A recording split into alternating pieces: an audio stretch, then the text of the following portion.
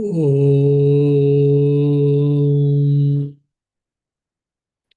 भद्रं कर्णेभिः शृणुयाम देवाः भद्रं पश्येमाक्षभिर्यजत्राः स्थिरैरङ्गैस्तुष्टुवागंसस्तनूभिः व्यशेम देवहितं यदायुः स्वस्ति न इन्द्रो वृद्धश्रवाः स्वस्ति नः पूषा विश्ववेदाः स्वस्ति नस्तार्क्ष्यो अरिष्टनेमिः स्वस्ति नो बृहस्पतिर्दधातु ॐ शान्ति शान्ति शान्तिः हरिः ॐ.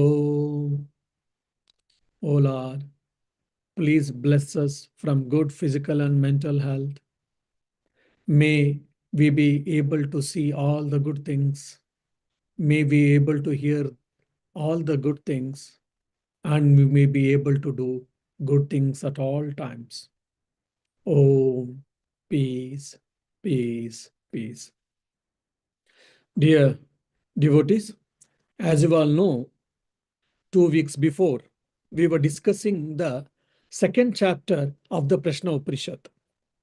If you remember the question of the Bhargava or the Vaidharbi, he asked the teacher, Pipilada, the question, "O revered sir, please tell me how many gods exist to sustain the being or the creatures, and how many manifest among them, and who is the chief among the different deities or the god." Now here God means we should not take literally the god or gods or goddesses. Here God represents the sense organs or the presiding deity of the sense organs. So basically we can take sense organs. Now if you ask, Swamiji, is it required Vedas should discuss? We all know that how many sense organs we have got. 5 sense organs of action, 5 sense organs of knowledge. Totally 10 sense organs we have got. Why it is required to discuss? I mean, were they ignorant in those times? Well, because they asked those times and the Guru replied, and that's how we have come to know today. At some point of time, that was a beginning. There was an ignorance about them. Just like Newton discovered the gravitational force, so-called. So before that, though gravitational force was existing, we were not aware of it. Now the concept of gravitational force has become very common indeed. So similarly, everything starts at some point of time. Similarly with the computer. Say 1980s and all, if someone knows computer means he was a celebrity. Oh, he knows computer. She knows computer. Now, if you say, I know computer, then people say, so what? Oh, you know computer, I feel very sorry for you. Why? Sometimes it can be act as an idiot box or whatever. So, according to the time, things changes. So this we have to keep in the mind. So we had 3 shlokas we had discussed, and there was a story that the 5 sense organs of action, knowledge, and the prana. So there was a tussle. Who is great among them? Now, it is a story. So the assumption is now the eye is been represented by a deity, by a goddess or demigod. So the presiding deity of the eye says, oh, without the eyes, without my function or without my existence, nothing can happen. Because most of our knowledge we get from the eye. Not though all completely, but a major part. So I am very important. Then others challenge, then said, okay, I will take leave. So the eye deity or the presiding deity of the eye took leave for 1 year. But still the creature, the being, the activities went on. There were some challenges, there were some difficulties, but still the activities went on. Then similarly with the tongue, God, similarly with the ear, similarly with the nose, similarly with the skin. Though the creature or the living being had some troubles, some difficulties, but still they could sustain. Now, they all understood that none of them are Mr. Indispensable. Now, the prana said, hold on, enough. We had a childish play, or we had a, what do you say, child fight. Now, I am very important. Without me, none of you can exist, none of you can survive. So this statement was made by Prana Shakti, or the presiding deity of the prana, which is called Hiranyagarbha in the Upanishad language. Just like others said, oh my dear, how can you say you are very important? Because we did think we are all important, Mr. Indispensable, and we went out, but nothing happened. Then how can you say that? So then Prana said, oh my dear, because without me, none of you can exist. So I am the chief among all of you. I am the leader among all of you. So like that, it said about itself. Others listened and they were not confident about it. They didn't believe in it. They were seeing in that, oh, he's doing a self-crowing. Self-crowing means praising oneself. Oh, I am so and so, I am such and such, etc. So in that angle, the other sense organs were looking towards the prana. Now prana understood that these foolish people are unable to understand about the relevance, about the greatness of me, then I should teach the lesson. So till there we had ended. Now prana is going to teach the lesson for other sense organs. Now these are all very stories we have to understand. Now the same stories we can see in the Kenopanishad also. Interestingly, in the Kenopanishad, the demigods called Indra, Varuna, Agni, all of them were thinking that they unnecessary arrogance and pride had overtaken on them. Indra was feeling, I am the chief among the demigods, so I am very important. Then Agni was saying that, oh, without me, nothing can happen. So Vayu was saying, the wind god was feeling, without me, nothing happens. So the god, in the form of Uma, in the form of mother goddesses, divine goddesses, she wanted to teach the lesson. She appeared in the form of a light. There is no form, but it is a power, it is an energy, it is a light. Then everyone were astonished. Who is this? Then she asked, or it asked, oh Indra, who are you? Indra said, oh, you don't know who am I? I am so and so, etc. She said, okay, what you can do?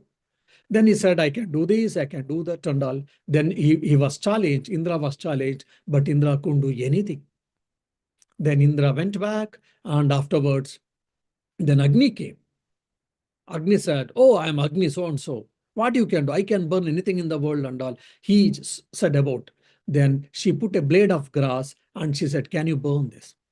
He laughed like, I can burn the entire world. What about this grass? And he tried. He couldn't. He failed and he went. Similarly, Vayu came and he went back. So everyone failed and their arrogance was soiled. Then finally Indra came and he was a bit intelligent.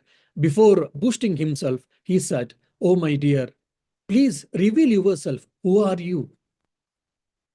Then Uma, Haimavati, she reveals herself as a mother goddesses, divine goddesses. So all of them pay their respect, and their arrogance and their unnecessary pride was loosened, and they got rid of it. Now, like this, so many stories we can see in the Puranas also, in the mythological stories and all. Now, for all of them, the Upanishads or the Vedas are the base actually. So the stories are trying to tell that the consciousness, the supreme consciousness, or the supreme self is what the center of the existence. There's like a power grid. From the power grid, every house gets the power. Without that power grid, we don't get the power. So similarly, the powerhouse from where we all get the powerhouse is, central powerhouse is very, very important. The central existence, the central power grid is what Brahman, or here it is called prana. So that philosophical truth has been explained in the form of stories, in the form of peoples and the plays and the characters that you have to understand. And one more important lesson we have to understand, probably takeaway message is, we should have a confidence and we should not have unnecessary pride or arrogance. And Sri Ramakrishna tells this beautiful concept in a very simple way.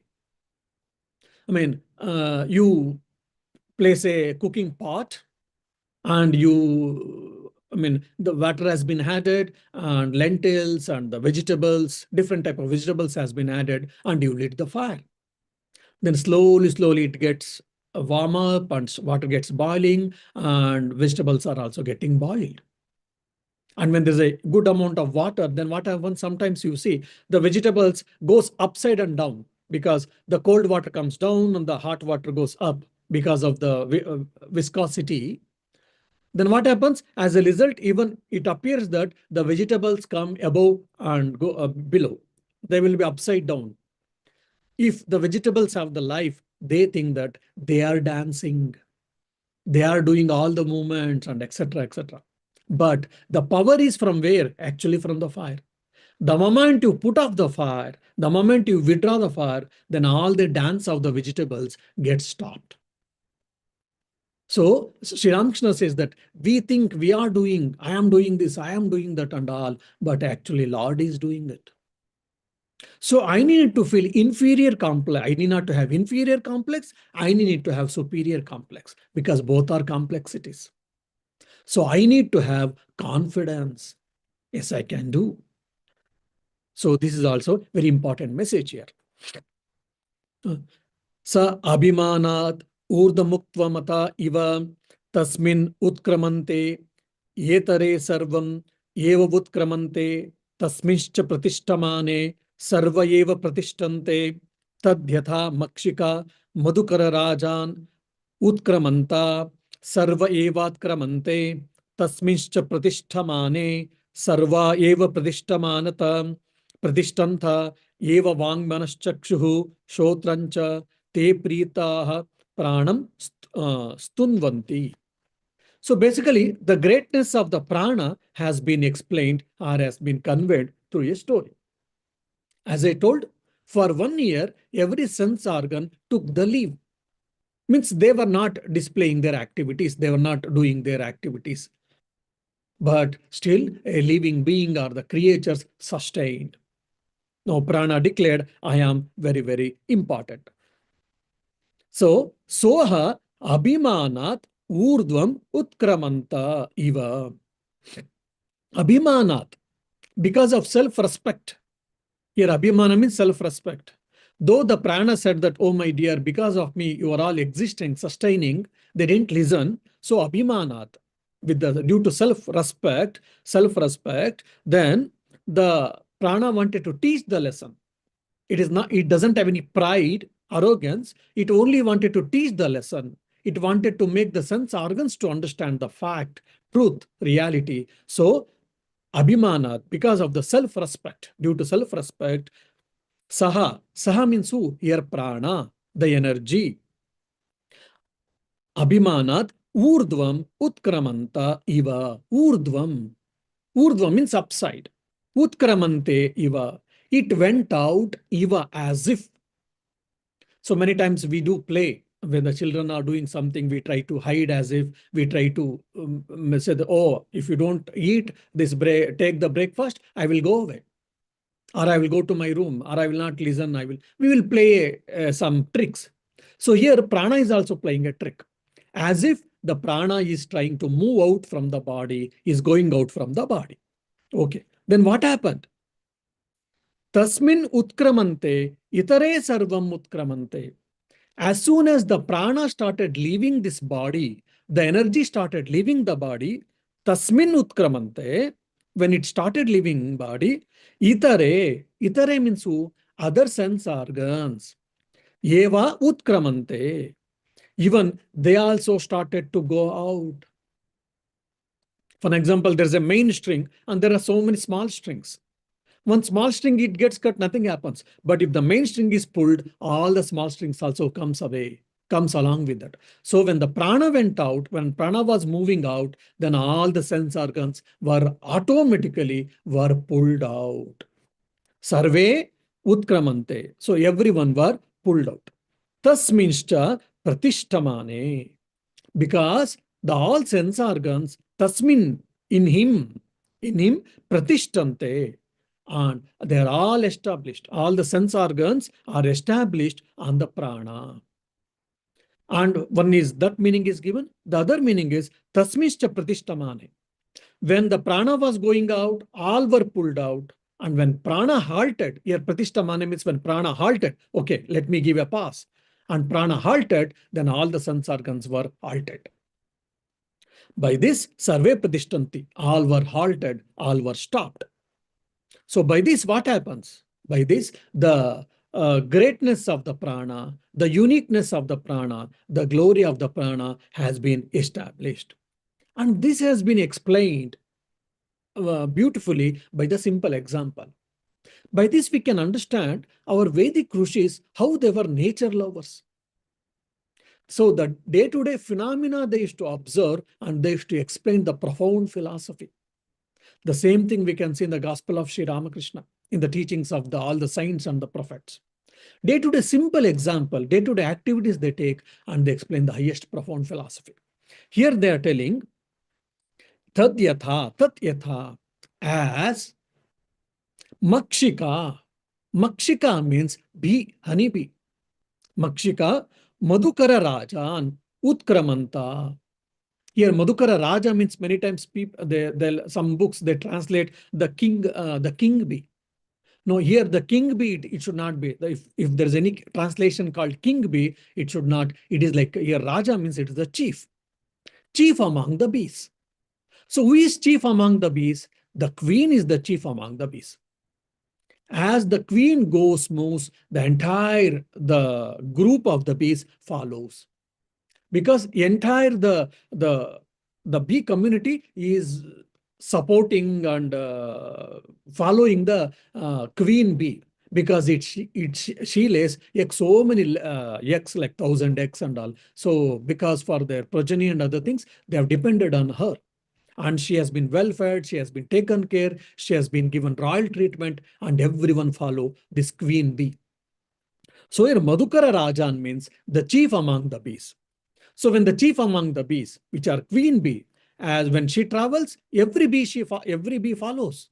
And if the queen bee sits somewhere and all the bees stops and they also sit, and when she starts flying and all other bees starts following. So similarly, just like as the queen bee is been followed by the group of bees, so similarly, all the sense organs are followed by the prana. Now you have to link for the question. The Bhargava had question. So how many creatures are there? How many deities are there? We know the sense organs of knowledge, sense organs of action, and prana. And who is the chief among them?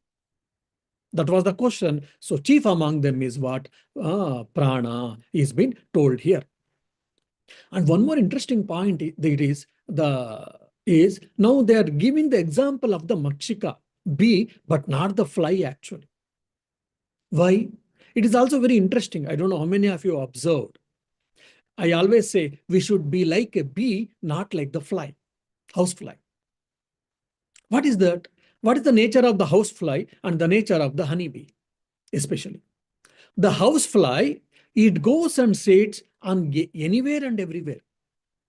Housefly may sit on the floor, house may sit in the water, housefly may sit on the gutter water, housefly may sit on even the filthy material or filthy place. But you don't see the honeybee like that. The bee only sits on the good place, and especially on the flowers, to collect the honey. So we should be like bees, not the flies. Means as much as possible, we should be positive.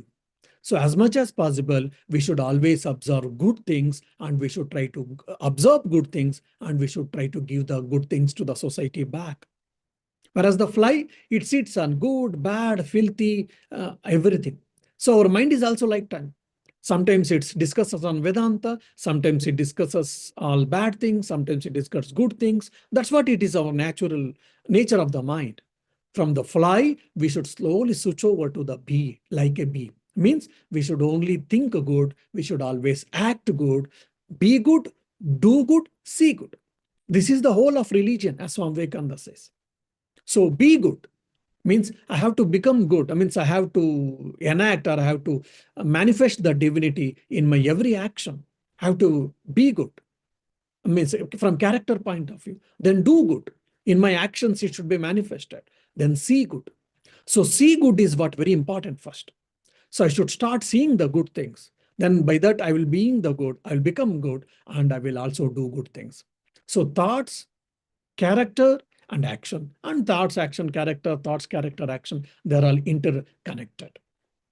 So that be good, do good, see good has been the essence or the philosophy can be taken by the, what you say, the bee. So sarva evat kramante. So just like when honey bee or the queen bee goes, similarly the honey bee travels. So similarly, tasmincha pratistamane sarve eva pratistanta eva. So as the prana goes, as the prana halts, sarve eva. Sarvaha means all the sense organs, eva pratishtanta. They reside. They means this for the sustenance, they depend on the prana. Okay, who are all depending? Who are all these people are depending on the prana? If you ask, they say vak, the speech, the power of speech. Manaha, even the mind also is depending on the prana. Imagine, mind is very important tool, we all say. Mind is a cause for our bondage. Mind is a cause for our freedom. Manayeva karanam bandha moksha yoho, we say. But even this mind is also depending on the prana here. So one more step ahead. Okay. Then chakshuhu, the eyes, shrotram, ears. Means all the sense organs are depending. Te pritaha. They are depending on that and they have understood now. Te pritaha. They are being pleased to tell pranam stuvanti. They are being pleased to praise the prana. Oh, my dear, you are the great among us and you are the chief among us. Without you, none of us can exist. So this has been understood. So now onwards, now from the 5th to 13th verses, so 7, 8 verses, there will be prana stuti. The prana has been praised. So it is also called Hiranyagarbha Stuti, Ishvara Stuti, which is very important. So traditionally, doing pranayama, some people, they chant these verses. And in the Chandogya and Brihadaranyaka Upanishad, also this has been discussed in detail. So all the power of the sense organs are derived from prana. And the sense organs are addressed there as Gauna Prana in here. Now, so at the micro level, at the individual level, this is called prana, which we all know that. And at the macro level, at the cosmic level, at the universal level, it is called Hiranyagarbha or it is called Sutratma. Sutra means what? Thread. So for an example, if you say a necklace, which is made up of a pearls or a beads, or we do use a japamala rosary. So rosary has got Rudrakshi mala, for example. There's a thread which is invisible, more or less, but that connects all the 108 beads or the pearls. If the thread gets broken, then what happens? Either the pearls or the beads it goes away. So similarly, all the individual beings, individual pranas are being holding on to as a base, as this Hiranyagarbha. That is why it is called Sutratma. Here, Sutra means which binds all the individual beings, individual pranas, individual energies. And the same thing has been called Ishvara at the macro level, and at the micro level, they are called presiding deities. If you've heard my Tattva Bodha lecture, you'll be able to remember. For example, the ear has been presided by a deity called Dik. Then the skin is been, the eyes are presided by the sun god. Then our tongue is presided by Varuna. Then the nose is presided by Ashwini, who are the divine physicians. Then the skin is presided by Vayu. And one more important is Now, we will not go to their descriptions and the mythological descriptions, but what we mean to say, the whole, every sense organ is presided by a deity. Means now everything is what sacred. There is nothing secular. Ishavasya sarvam yatkincha jagatyam jagat. Whatever exists in the world, either small or big, you cover everything from the Isha, everything you cover from the Lord, everything you cover from the consciousness, we say. That means what? We have to see the God, we have to see the consciousness in everything. It is a practice for us, but for the man of realization, it is the fact. They see that consciousness everywhere. Even the sense organs of knowledge, sense organs of action, whatever, they're all presided by the deities. That means it is all presided by the energy, you can say, or it is all presided by the consciousness. So the consciousness or the energy, the substratum. So from the gross level, we are going to subtle level. From subtle level, we are going to the level of consciousness actually. We see the eye as an eye, we see the ear as a ear generally. But here Upanishad is giving a different picture altogether. Look, what you are seeing, this white and black ball, which you called eye, is an external appearance, an instrument, but there is a presiding deity behind that, which is because of that, the function is happening, which is subtle in nature. I am talking, and you are hearing. Your hearing is because of this, the so-called, the shape called ear. We all know that, but still the function is happened because of the presiding deity. So everything is what? Presided by the a deity. So Ishvara Stuti. God exists everywhere, in every part, in every atom. So that's what we can understand from all these things. Now, this prayer, Ishvara Stuti or Prana Stuti, continues for till the end of this chapter. Now we will try to understand the fifth one. So the Indriyas were pleased to praise the prana, and they accept that prana is the chief among them. Because of the prana, they're all sustaining, and now they start the praising. Let us see how did they praise. Whether they were miser in their praising or they had a benevolence in their praising. Yeshah Agnistapati Esha Suryah Yeshah Parjanyo Magavan Yesha Vayuhu Yeshah Prutivi Rayirdevaha Sadasachamrutanchayat. Yeshaha, this one. Who is this one? It's a neutral gender, pronoun, neutral pronoun even. So this one means what? This prana, Yeshaha, Agni. Oh, this prana is who, you know? This prana is what? Nothing but fire. Now, fire means we sometimes, oh, fire, what is the greatness? The fire is very important. If you see in the Vedic context, without the fire, no ritual was done. Even the cooking was a ritual in those days. So every day, their morning, they used to get up, they finish their ablutions, and they used to do Agnihotra. They used to lit the fire, and they used to offer milk, ghee, and other things, and they used to worship the fire. That's the one side. And the other side, if you see from the story of the civilization, the invention of the fire and the invention of the farming, these two things have brought the big change in the civilization. These things we have taken for granted now because already it has come. But if you see, without the invention of the fire and the farming, probably whatever today we are getting, we would not have got it. So farming, dairy farming we are doing, for flowers farming we are doing, vegetables farming we are doing, crops farming we are doing. Earlier we used to depend on the nature. And now slowly we build the greenhouse, we maintain the temperature, we maintain the oxygen level, we maintain this, and we grow. Sometimes it can be costly, but still we can grow it. So the invention of the fire and the invention of the farming has brought a great revolution in the civilization sector. And of course, there are so many other things also.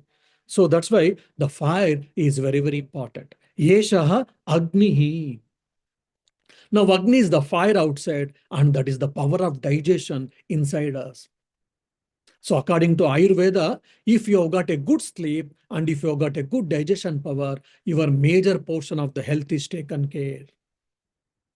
If you got a good sleep and if your digestion power is intact, if your digestion power is good, so most of your health problems will be reduced. So that fire is formed in the form of digestion, power of digestion. So that's why power of digestion is very, very important. All of us, we know that. So Agni, Yeshaha Agnihi. The prana is what the Agni they are saying. Prana is Agni means what actually? Because prana Shakti is giving the energy, the source of energy to the Agni Deva actually. Now fire, what is the power of fire? It burns. We all know that. Now that burning power has got from where, if you ask, that power, the burning power has got from this prana Shakti. Okay. Then Yesha Agni Tapati. We all know that the fire burns, the power of burning which has got the fire, it has got from the prana Shakti. And it is also symbolizes, signifies the purity, the power of purity. And that power of purity is what? Again, it is from the prana only. Yeshaha Suryaha. Oh, the Surya, whatever we are seeing, the sun god, even the sun god has got some power, even that power has been derived from prana. And the importance of sun, we all know that. If there is no sun, solar system may not be able to sustain. At least we will not be able to sustain because there will be no photosynthesis. The plants cannot prepare their food. And most of us, especially the Asians, when we come to Europe, we all suffer from the lack of vitamin D because of the lack of sunlight. And we have to take tablets. Otherwise, we get tiredness, we get loss of memory, and so many other disadvantages we can get. Why? Because of the lack of sunlight. And if it's a gloomy weather, even our mind also sometimes inactive. When there's a sun and it's a sunny day, most of the time when I go to walk, the people, they say, "Oh, Swami, oh, it's a beautiful day, isn't it?" What is the beautiful day here? They didn't get any lottery. They don't have their bank balance increase. They say it is very sunny day. That's why it is very fine day, very beautiful day. So how much even our emotions, our thinking is also related with sun. Very interesting actually. So Yeshaha Surya. So the prana is in the source of Surya is what? The prana. Prana is giving the energy for the Surya. That's the one way of understanding. The other is prana is appearing in the form of Surya even. That's also we can think. Yesha Parjanyaha. Parjanya means actually clouds or the rain god. The rain god or the clouds, even the rain or the rain god, the clouds and the rain god is also is deriving the energy from the prana. Because the clouds formation has to happen. Movement of the clouds is also there, isn't it? So all that is because of the prana Shakti. Then Yesha should be added everywhere. This one, Yesha Magavan. So Magavan means what? Magavan means Indra. Who is this Indra? Is the chief among the demigods, chief among the celestial beings. Indra. So Yesha Indra. Even this Indra, so-called Indra, has got some power that has been supplied by prana. You can take like that, or prana is appearing as Indra even. So that you can think like that also. Okay. Then Yesha Vayuhu, air, wind. We need air. If there is no air, what happens? If we are all put into a vacuum, then what happens? We all die. When we are small, we might have understood the greatness of oxygen, the necessity of oxygen. We burn the candle, and afterwards, we are asked to put a cover with a glass. When you cover with a glass, after some time, the candle goes off. Why? Because the oxygen has been burnt and there is no more oxygen. So there is no more, the candle cannot continue for burning. Even for the power of combustion, we need oxygen. We all know that.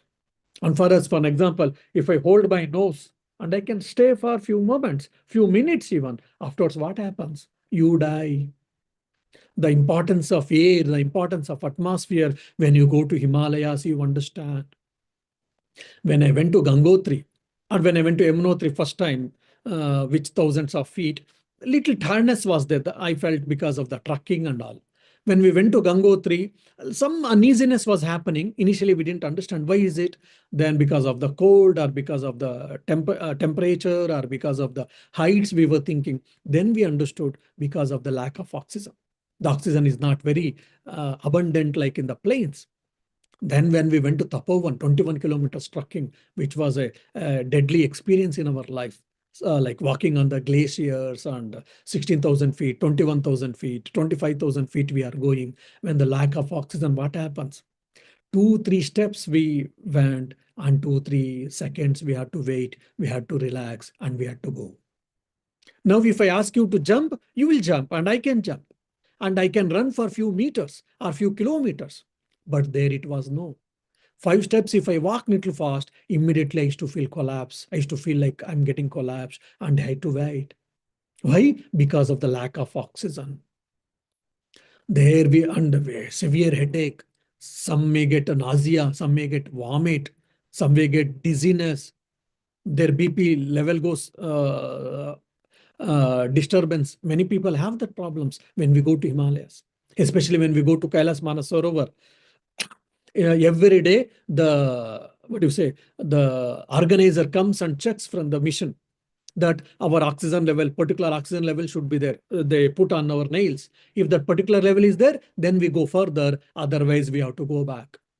Or we have to stay there, or we have to go back. That is the agreement or the terms and conditions when we sign for the trip.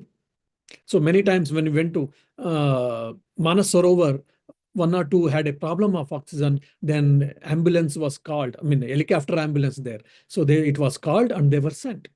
And we went to Kailas. Before starting itself, 4 or 5 people among 30 were stopped because oxygen level was not maintained, though they had given some tablets and all to avoid the mountain sickness. Then when we started, first day, 25 people we started. Among 25 people, 10 people are asked to stay back and to go back. Why? Their oxygen level. When we went to few more thousand feet above, then they were asked, your oxygen level is alarming, so you cannot go further. We are sorry, you have to go back. There was no other chance for them. They had to go back. So here, because everything is easily available, freely available, we don't think about this importance because nature gives freely. Tomorrow, for example, in India, it is happening. Cosmopolitan cities are having very bad air condition. So because of the pollution, then slowly now oxygen cylinders have to be purchased for breathing. If it comes, then what happens? We have to spend a lot of money. Nature is giving easily for us today. We don't understand the value of it, worth of it. But when we have to purchase, when we have to manufacture, we have to spend a lot of time, lot of money.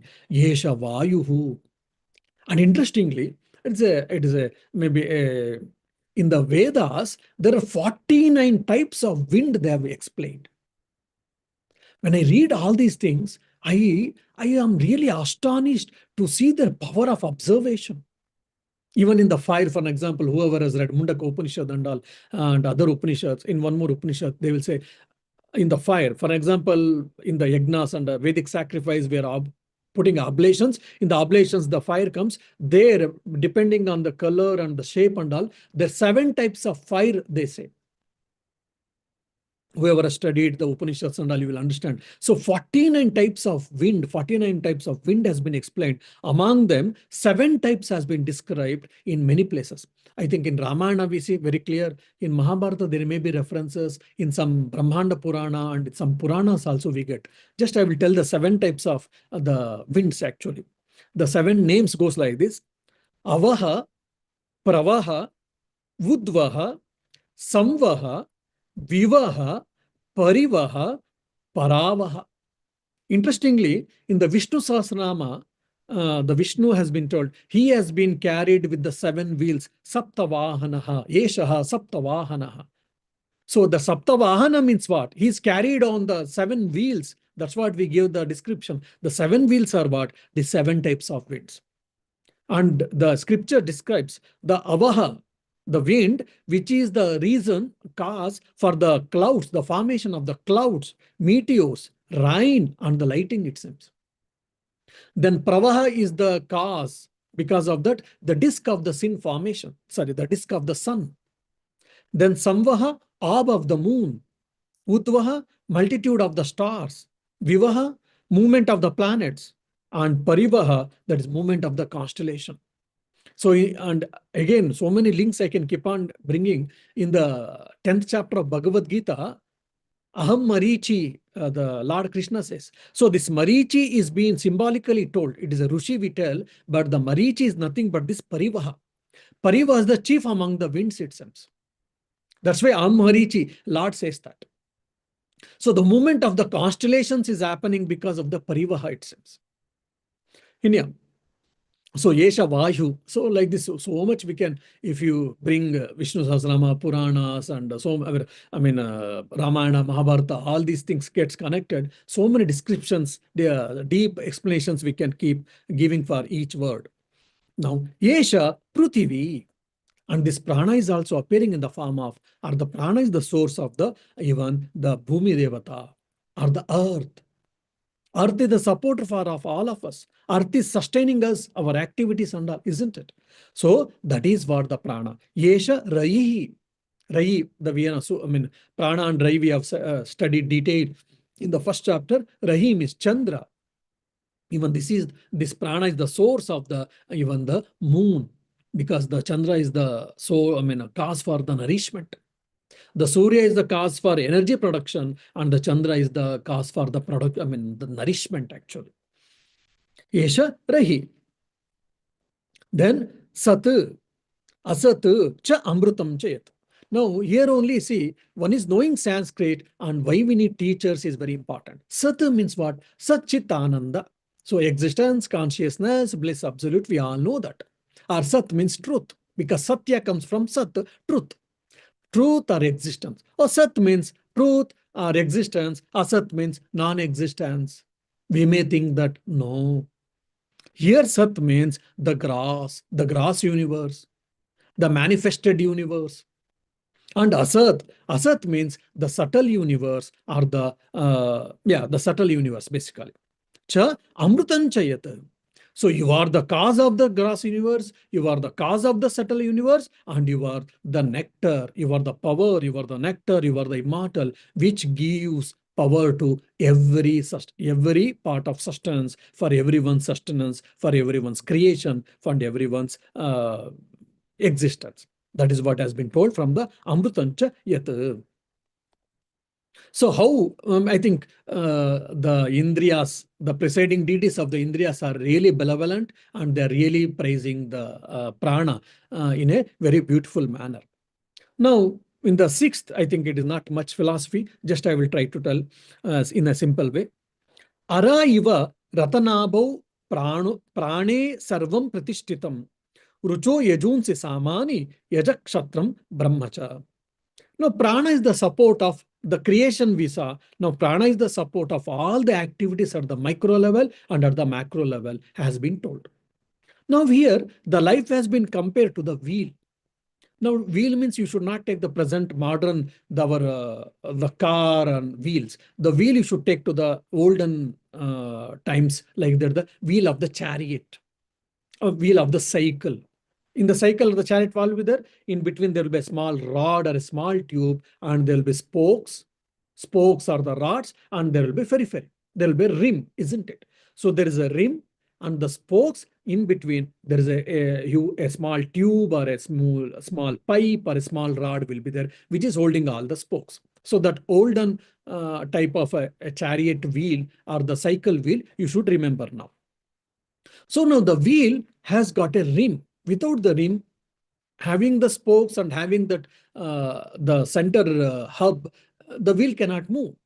Now, without the spokes, you have got the periphery ring and you have got a central hub, still it cannot move. And without that central hub, nothing can exist at all, isn't it? Now, so every sense organ is like a spoke here. And the outer periphery rim is what? Either the grass universe or our grass body. And the central hub, which connects everything, is what they called prana. So this, if you keep in the mind, then you'll be able to understand this sloka. Araha, when you break it, it becomes Araha iva ratana bhau. Araha means spokes. Okay, iva, as if Ratanabi means the hub of the wheel. As I told, in between there will be a small rod or a small pipe from where all the spokes will be connected. From there all the spokes will be connected, and it will be also connected to the rim. So that is called Ratanabhu. As spokes are fixed on the hub of the chariot field.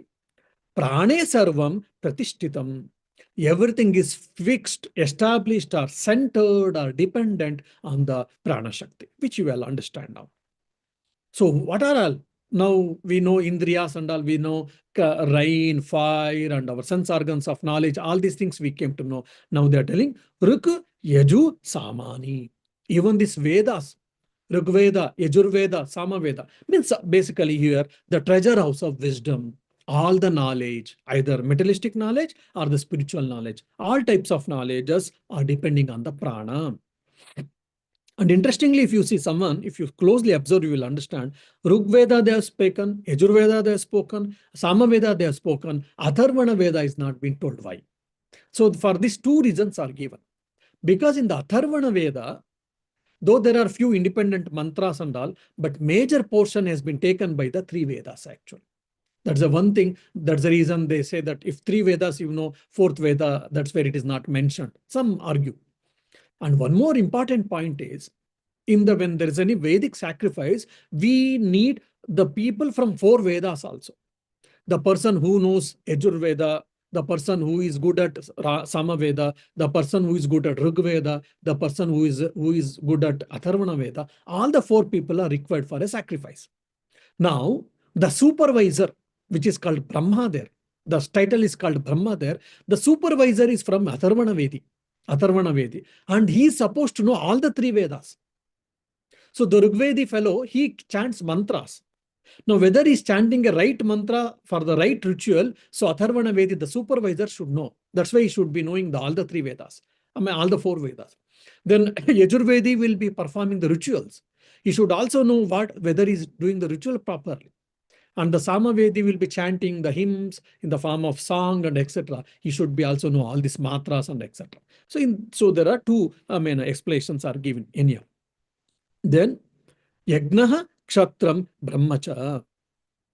And Brahma means Brahmana, Kshatra means Kshatriya, means Vaishya, Shudra also is added. All the four Varnas has been added. So basically, everyone has been depending on the sustenance of the prana at the micro level or at the macro level.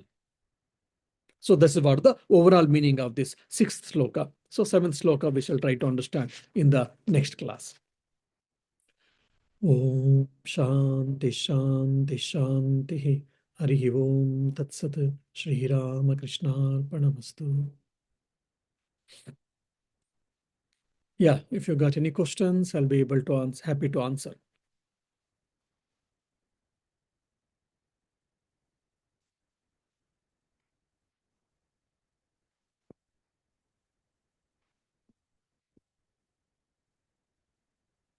So next week actually will be very nice. Even the power of creation, the creating power in the beings, and the like power of progeny and all these things also is from the prana and prana shakti, how it has been told in the next classes, yeah, or in the next verses. Jai Ram Krishna Swamiji.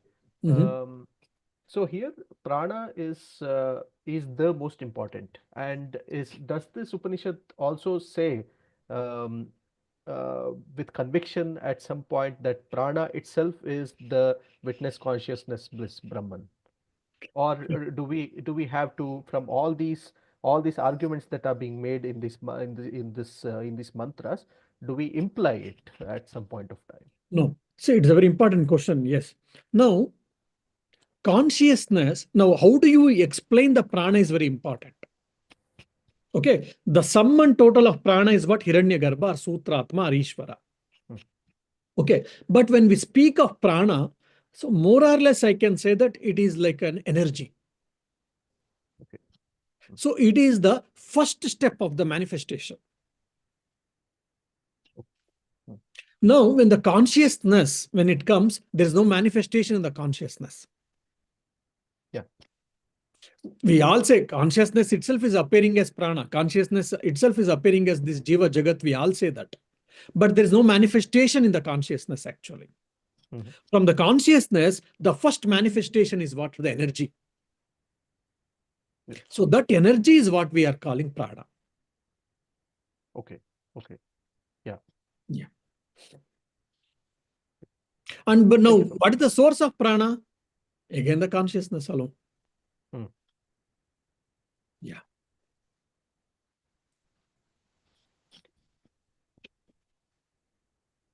But it is very scientific also, you see, if you understand how the whole world has been, because when we see at our naked level or of day-to-day experience, we see things as it is, we understand and we think we are understanding things, and we see things gross level and all.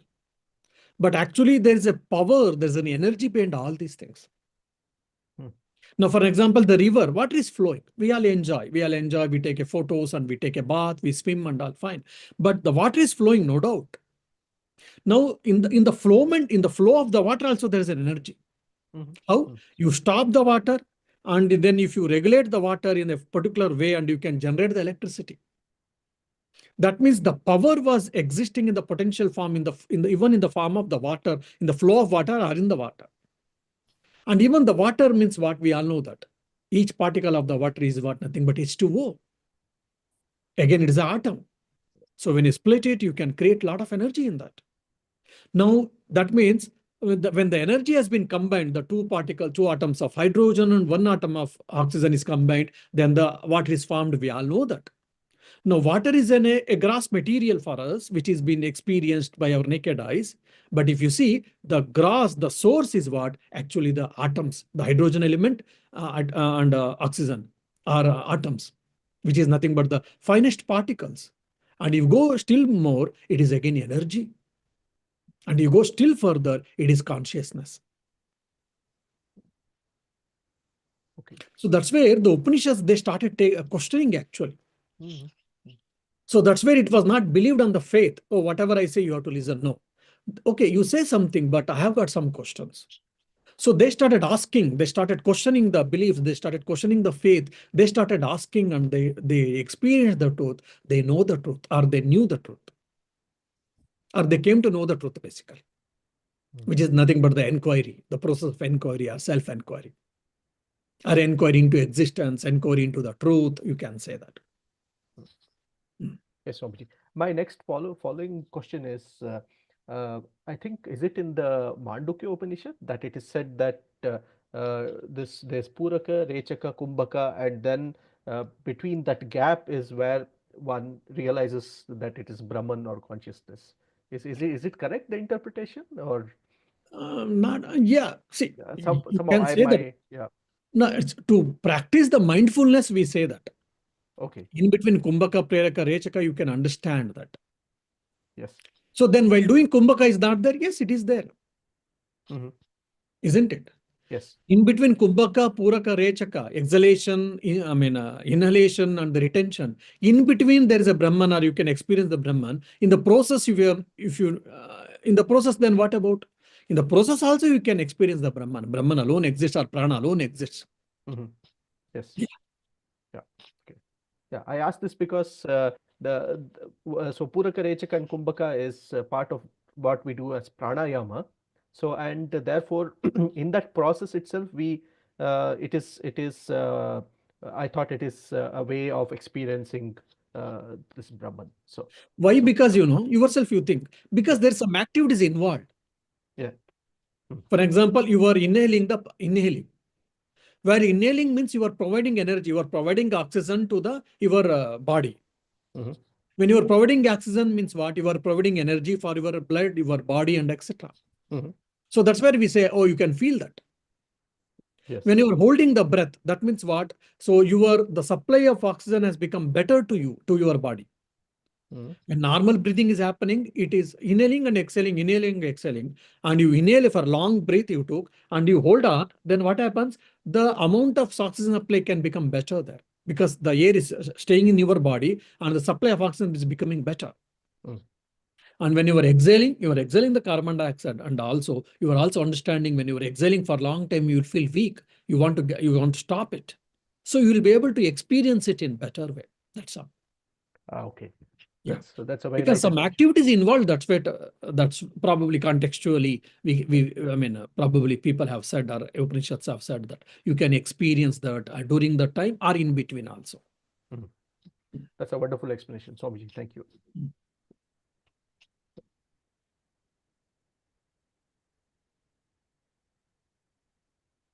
Yeah, okay, I think, yeah, Thank you, Swamiji. Pranam. yeah.